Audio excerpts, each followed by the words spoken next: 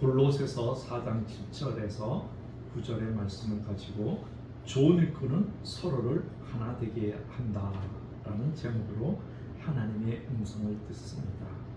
오늘 본문에 사도 바울은 이제 감옥에서 서신을 마무리하면서 두 사람을 골로새 교회로 보냅니다.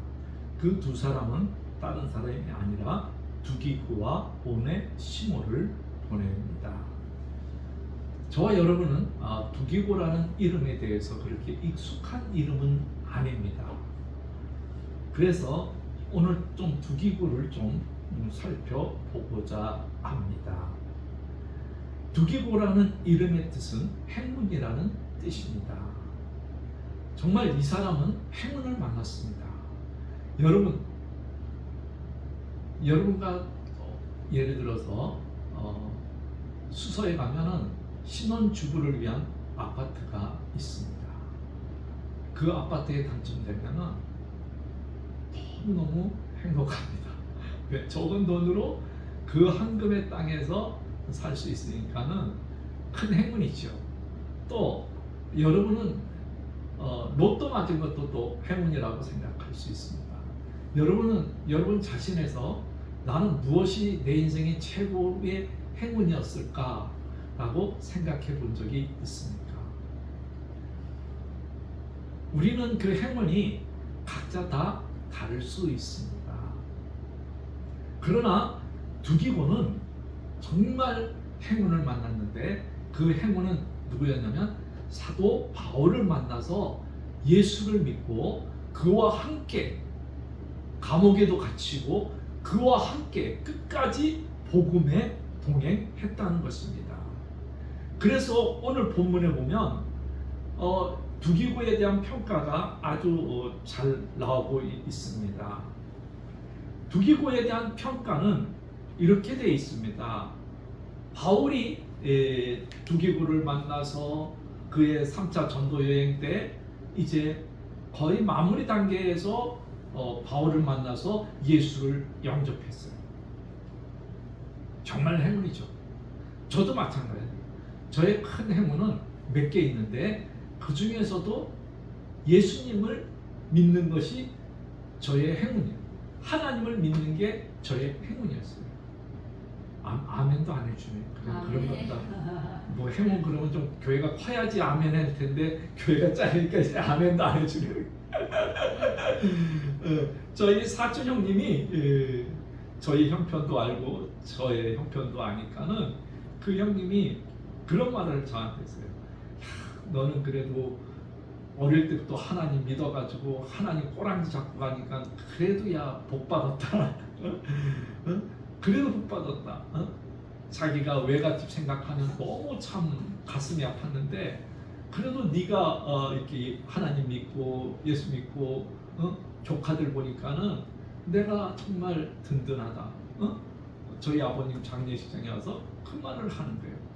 예, 제가 이제 그런 행운이 하나님을 믿어서 뭐 목회도 잘 못하고 뭐 이렇게 했지만은 그래도 계속 부여져 보니까는 타인이 볼 때 그렇게 된 거예요.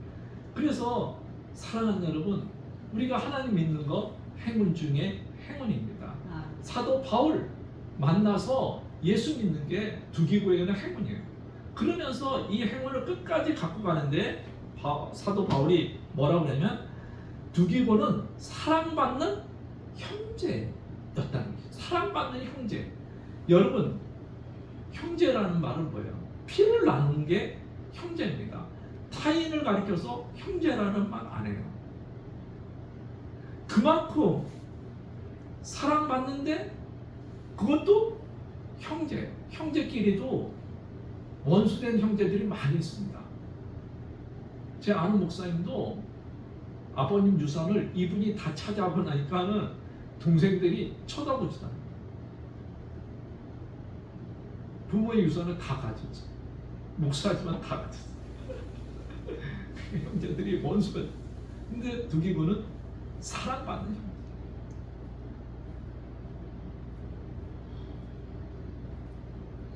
이 사랑받는다는 단어는 여러분과 제가 잘 알고 있는 아가페, 즉 전적으로 그냥 사랑받는 거예요. 그만큼 바울을 위해서 헌신하고 교회를 위해서 헌신하고 모든 것에 헌신했으니까 두기고는 바울이 볼 때 너무너무 이쁜 거예요. 그러면서 또 두기고에도 평가가 뭐냐면 신실하다 이거예요. 신실하다 이거. 신실하다는 말은 이게 티끌에서 통과된 자, 다름질하는 자라는 의미가 있는데요. 이거는 정말 끝까지 충성을 했다는 의미가 있는 거예요. 여러분 다름질하다가 중간에 멈추거나 안 가면은 소용없는 거예요.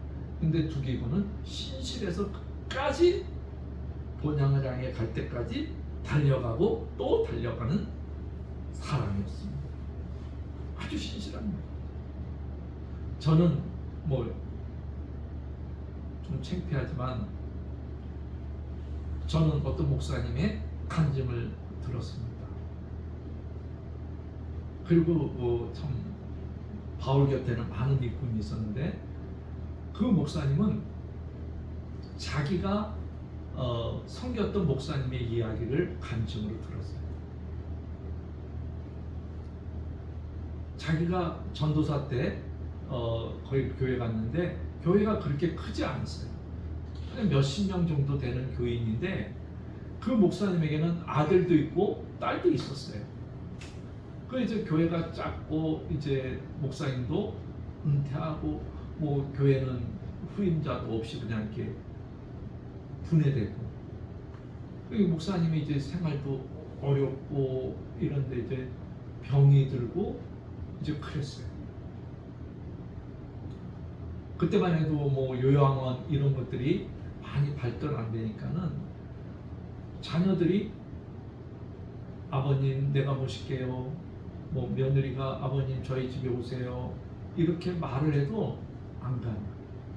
왜? 자기의 병들고 자기의 이런 모습을 보이기 싫은 거예요. 목사로서의 마지막 이런 자존심을 놓치기 싫어요.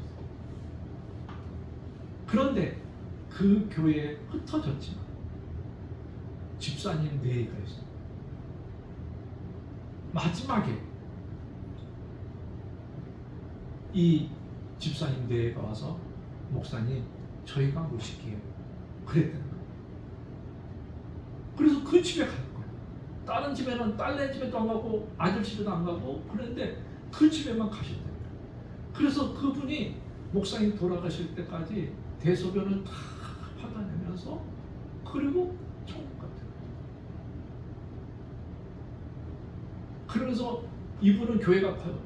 자기 교회에 1,500명의 성도가 있는데 나는 늙었을 때, 병들었을 때, 내가 그런 상황이 됐을 때 어느 장로, 어느 권사, 어느 집사님 앞에 갔을까?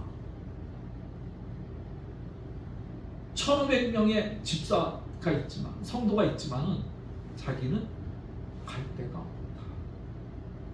그러면서 그분이 하는 말이 나는 목회에 어떻게 보면 실패다.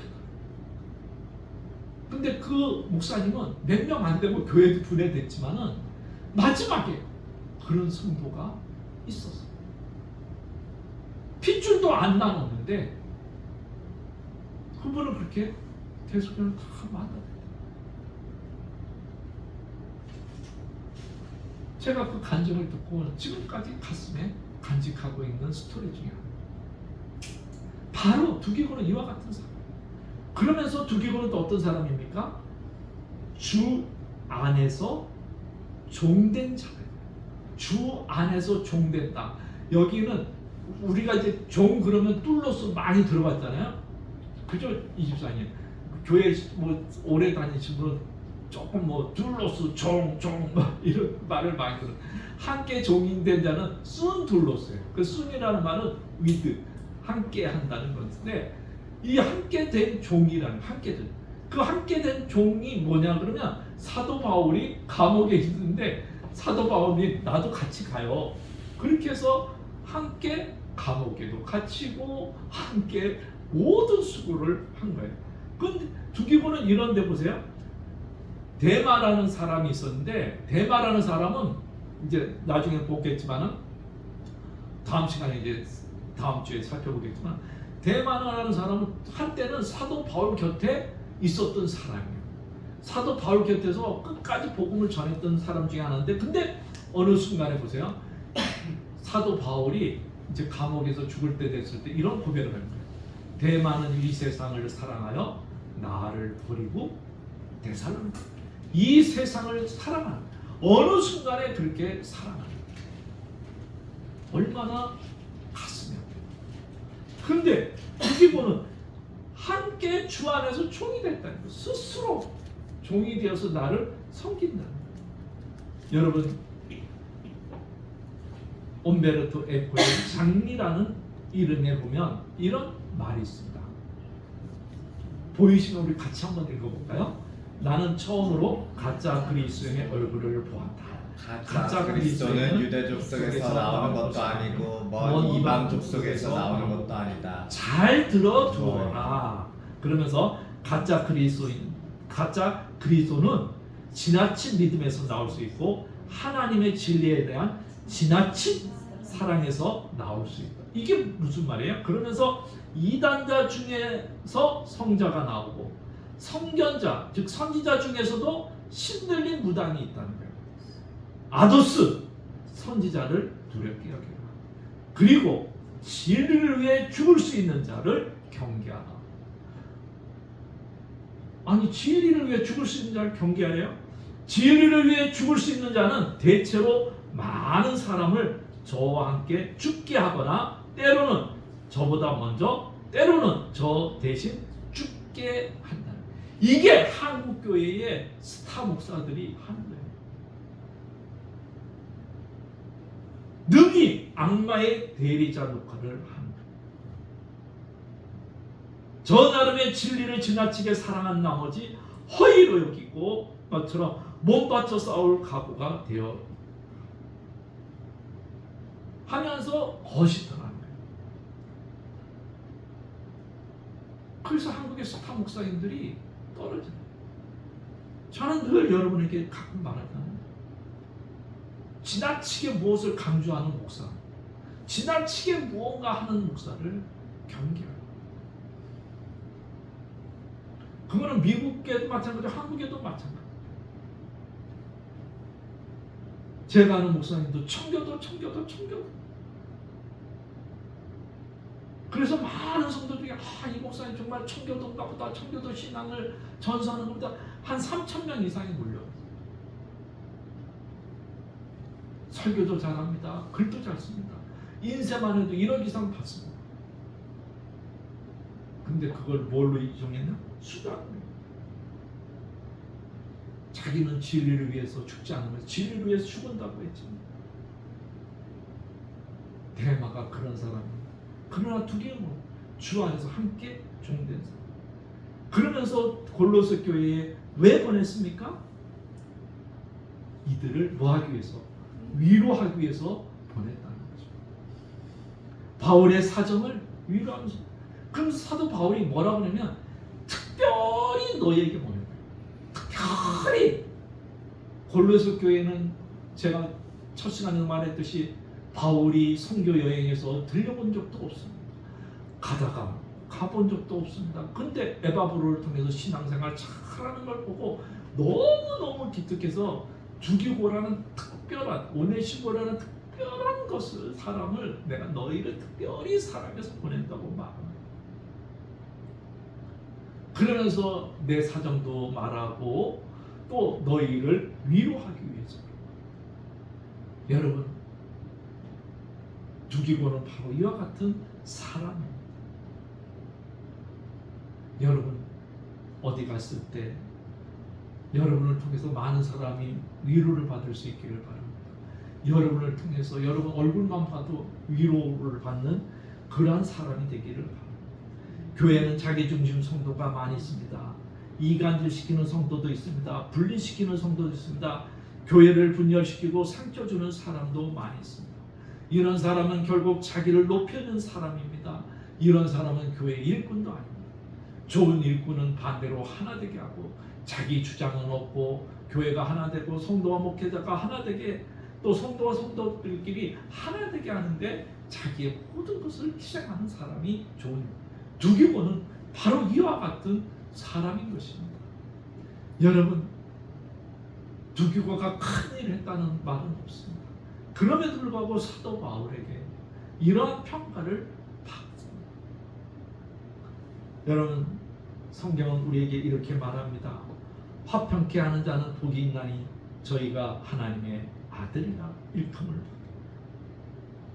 화평케 하는 사람은 어떤 사람입니까? 마음을 서로 잘 전해주는 사람입니다. 서로의 마음을 이해시키는 사람입니다. 오해를 풀어주고자 하나 되게 하는 사람입니다. 어떤 분이 오해를 했으면 아니야. 예를 들어 목사님이 큰 교회는 뭐 목사님 설교를 깐다. 저도 이제 부목사 시절에 그런 말을 많이 해요. 어느 날 안수 집사님 아니 나는 똑같이 은혜를 받았는데 목사님 어떻게 담임 목사가 나를 깔 수가 있어요? 아니 집사님 그게 무슨 소리요? 그랬더니 이제 나도 모르게 목사님에게 무슨 말을 했는가. 그러니까 또 목사님이 그 설교를 했는가 봐. 나는 전혀 몰랐는데 아니 그게 아니라고 나한테 하는 설교였다고 그렇게 하면서 이제 감사한 적이 있습니다. 여러분, 화해를 시킨다는 건 이렇게 하는 거예요. 이게 하나님을 기쁘게 하고 하나님의 사랑을 받는 겁니다. 여러분, 퀴즈 하나를 하겠습니다. 개하고 싸우면은 어떤 사람입니까? 개보다 더한 사람이 됩니다. 개하고 싸워서 지면 어떤 사람이 됩니까? 개보다 못한 사람이 됩니다. 개하고 싸워서 비기면 어떤 사람이 됩니까? 개 같은 사람이 됩니다. 여러분, 마귀한테 쥐지도 마시고 항상 화평케 하는데 여러분이 역할을 잘 감당할 수 있기를 바랍니다. 그래서 신앙인이 정말 신앙이 되기 위해서는 또 내가 정말 좋은 일꾼이 되어서 정말 성도들과 하나 되기 하기 위해서는 꼭 여러분이 신앙인이 입어야 될 드레스 코드가 있어요. 법정에 가면 판사가 판사복을 입습니다. 검사도 검사복을 입습니다. 변호사는 안 입어요.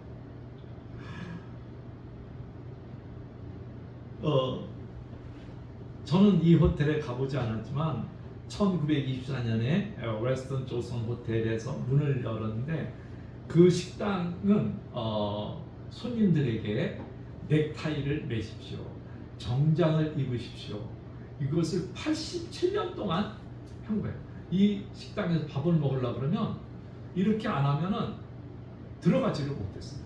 그러다가 2011년 5월 12일 날로부터 이제 리모델링 하면서 조금 바뀌었어요. 그래서 식당 이름도 브라세리 그러면서 그냥 편하게 밥 먹자 이런 식당으로 바뀌었습니다. 여러분, 이 팝코드 식당이 나쁜 것만 있는 것이 아니라 그만큼 드레스 코드를 입어야 된다. 여러분, 교회에 올 때도 신앙인은 교회에 맞는 옷을 입어야 됩니다. 한국 교회에서도 목사님들 중에 가운을 안 입고 하는 사람들이 이제는 거의 99%입니다. 좀 몇몇 목사님만 가운을 입습니다. 이러한 것들이 왜 그렇게 영향을 받나? 미국의 영향을 받아서 그렇습니다. 그리고 심지어는 어떤 목사님은 빈야드와 힐송 처치의 영향을 받아서 티셔츠만 입고 청바지 입고 설교를 막 합니다. 미국의 힐송 처치 목사님은 정말 티셔츠 입고 청바지 입고 막 설교하는, 설교가 얼마나 잘하는지 저도 한때 이제 그분 설교를 많이, 우리나라에도 막 찬양, 그러면 힐송 처치 그래서 찬양으로 어마어마하게 영향을 미쳤습니다. 또 미국의 빈야드도 존 인버 중심으로 생긴 교회도 청바지 입고 티셔츠 입고 주일날에 설교를, 좋다 나쁘다가 끝나는 게 문제가 아니라 그 이제 군대 끝나고 나면 뭘 하냐 그러면 예비군 훈련을 합니다. 예비군 훈련하면은 모든 사람이 사회적으로 높은 사람이든 낮은 사람이든 그 예비군 훈련복을 입고 갑니다. 그러면 이구동성으로 하는 말이 사회에서 높은 지위에 있던 사람도 그 옷만 입으면 행동이 느슨해지고 이상해진다는 거예요. 근데 자기를 옥죄할 수 있는 게 뭐예요? 옷이에요. 옷. 마찬가지로 성도도 영적으로 드레스 코드를 입으면 자기 신앙을 옷깃을 여밀 수 있어요. 칼빈은 신앙의 모토가 뭐냐면 늘 포함되어 있어요. 하나님 앞에. 그러니까 하나님 앞에 살다가는 그 신앙의 옷을 입을 수밖에 없는 거예요. 왜? 하나님 의식하고 사니까는 거기에 맞는 옷을 입어야 되는 거예요. 그래서 저와 여러분은 정말 좋은 성도가 되기 위해서는 좋은 옷도 입어야 되는 거예요. 그 좋은 옷은 뭐냐? 그 적절한 옷을 입어야 되는데 자비로운 말, 하나님의 사랑을 선포하는 말, 이런 옷을 입어야 됩니다. 그래서 우리가 저번에 살펴본 대로 골로새 3장 12절에 보면 여름 꼭 입어야 될 옷이 있습니다. 긍휼의 옷, 자비의 옷, 겸손의 옷, 온유의 옷, 오래 참음의 옷을 입어야만 합니다. 이것을 입지 않으면 우리는 죄된 본성이 툭툭 튀어나와요.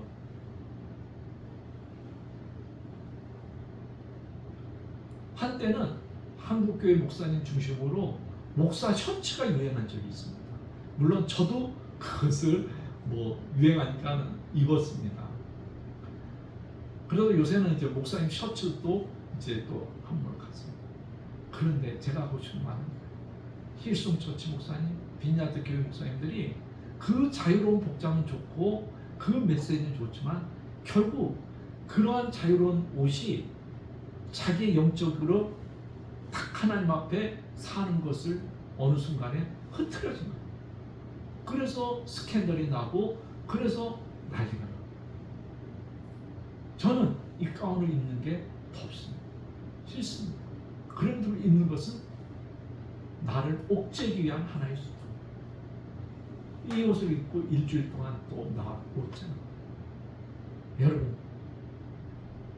여러분은 오늘 긍휼의 옷을 입고 자비의 옷을 입고 겸손의 옷을 입고 온유의 옷을 입고 오래 참음의 옷을 입으면서 우리 속에 있는 죄성의 본성을 누르고 계십니까? 만약에 여러분이 이러한 옷을 입고 있지 않다 그러면 교회를 타르시를 삼으십시오. 그리고 지금 영적으로 이런 옷을 입으십시오. 상상하십시오. 나는 진실하고 자비로운 옷을 입었다. 나는 긍휼의 옷을 입었다. 자비의 옷을 입었다. 겸손의 옷을 입었다. 온유의 옷을 입었다. 오래 참음의 옷을 입고 나는 이제 교회 문을 나가겠다. 그래서 나는 정말 좋은 일꾼이 될 거야. 나는 믿음의 선배 두기고처럼 이러한 일꾼이 될 거야. 사랑받고 신실하고 주 안에서 함께 종된 그러한 삶을 살 거야라고 생각하고 여러분이 그러한 옷을 입을 수 있기를 바랍니다. 어느 수도원이 있었습니다. 아주 진리를 탐구하는 사람들이 끊이지 않았습니다. 그런데 어느 날부터 사람들이 썰렁 찾아오지 않고 썰렁해졌습니다. 그래서 깊이 고민하던 수도원 원장님이 이 문제를 가지고 상의하기 위해서 스승을 찾아갔습니다. 그 스승님한테 가서 스승님 우리 교회 우리 수도원이 이런 사정입니다. 그랬더니 그 스승의 수도사가 이런 말합니다. 그 수도원이 침체한 것은 그 안에 있는 사람들이 큰 죄를 짓고 있기 때문이다. 그랬더니 수도원 원장님이 이렇게 말합니다. 스승님, 수도원에 있는 사람들은 속세를 떠나 수도에만 전념하고 있는 사람인데 그런데 그 사람들이 무슨 큰 죄를 지었다고 말씀하십니까? 그들이 살인죄를 지었습니까? 간음죄를 지었습니까? 도덕죄를 했습니까? 그랬더니 수도 스승이 이렇게 말합니다. 지금 그 수도원에는 메시아가 변장한 모습으로 가 있는데, 그런데 아무도 그분을 알아주지 않는다. 그 무지의 죄 때문에 수도원이 침체되고 있다. 이 말을 듣고는 깊이 깨달아서 수도사들에게 이렇게 말했습니다. 우리 수도원에 메시아가 와 있는데 누군지 모르겠다. 누군지 알면 좀 가르쳐달라. 그랬더니 사람들이 내 앞에 있는 분이 메시아인가? 내 앞에 있는 분이 메시아인가? 그랬더니 어떻게 되겠어요? 자기 행동이 조심스러울 수밖에 없고, 이분을 어떻게 할 수밖에 없어요? 무지 중에 천사를 대접하는 마음으로 잘할 수밖에 없는 거예요. 그래서 수돈이 활기를 띠게 됐다는 이야기입니다. 그래서 다시 사랑이 회복되고 그 수돈이 활기찼다는 것입니다. 여러분은 좋은 일꾼입니까? 여러분 앞에 정말 메시아가 있다고 생각하고, 여러분이 선한 말, 좋은 말, 아름다운 말, 그런 옷을 입고 그분을 대접할 수 있기를 바랍니다. 그리고 정말 믿음의 사람 두 기구를 본받을 수 있는 저와 여러분 되기를 주님의 이름으로 축복을 드립니다. 할렐루야.